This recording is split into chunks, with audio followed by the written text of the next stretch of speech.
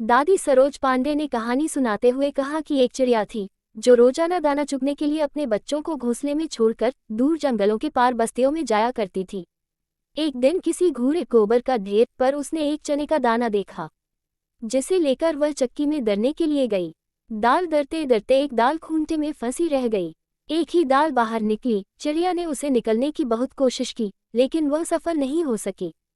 इस दौरान चिड़िया बढ़ई के पास गई और उससे खूंटे में फंसी दाल बाहर निकलने को कहा। बढ़ई कुछ और काम कर रहा था, इसलिए उस बढ़ई ने ध्यान नहीं दिया। चिड़िया ने उससे मिन्नत करते हुए कहा कि बढ़ई बढ़ई खूंटा चीर दो, खूंटा में मेरी दाल का दाना है, मैं क्या खाऊं, क्या पीऊं, क्या लेकर परदेस जाऊं। बढ़ई ने उस चिड़िया की एक न सुनी और उसे दुत्कार कर भगा दिया। फिर वह राजा के पास गई। चिड़िया ने राजा से गुहार लगाई, राजा ऐसे बढ़ई को दंड दो जो मुझ जरूरतमंद की बात नहीं सुनता। चिड़िया ने कहा, राजा राजा बढ़ई को दंड दो, वो न खूंटा चीरता है न मेरी बात सुनता है।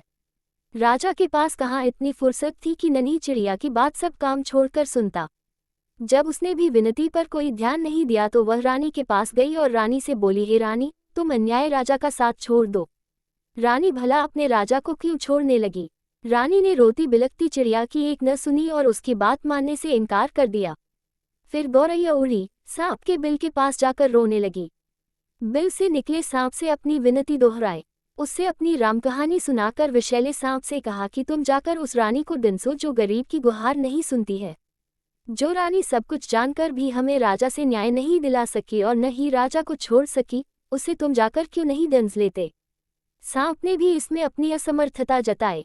तब भागी भागी गौरैया जंगल में जा पहुंची और उसने बांस से विनती की कि तुम लाठी बनकर उस सांप को मारो।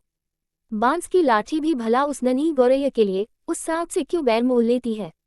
उसने भी इनकार किया तो गौरैया गुस्से से भर उठी और उड़कर भड़भूंजे के यहाँ भभक रही आग के पास पहुंची और उससे ललकारा, हे आग, तुम सारे जंगल को जलाकर राख कर दो, जिसमें वह बांस के पेड़ हैं, जिसकी लाठी मुझ गरीब और बेसहारा के लिए नहीं उठती। कोई मुझे मेरा हक नहीं दिलाता।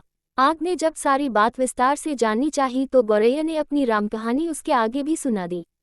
फिर आग ने जब इतनी छोटी सी बात के लिए जब गौरैया की बात मानकर पूरे जंगल को जलाना ठीक नहीं समझा और जंगल को जलाने से इनकार कर दिया तो गौरैया बहुत दुखी हुई, लेकिन निराश नहीं। वह सागर के पास पहुंची और उसे अपनी पूरी बात सुनाकर आरजू की। विशाल सागर भला गौरैया की इस गुहार को क्यों सुनता। वह अपनी मस्ती में हंसता हुआ गुजरता रहा और गौरैया उसके किनारे अपना सिर धुनती रही। सुबह से शाम होने को आई। गौरैया को जब यहाँ भी न्याय नहीं मिला तो वह हाथी के पास पहुंची। हाथी के पास उनसे अनुनय की कि तुम चलकर मुझे न्याय दिलवाओ। उस समुद्र को सोख लो जो मुझ दुखियारी की हंसी उड़ाता है। बलवान होते हुए भी अन्याय के विरुद्ध खड़ा नहीं होता। जानते हो हमारे साथ क्या क्या गुजरी। और वह गा गा कर पूरी व्यथा कथा हाथी को सुनाने लगी।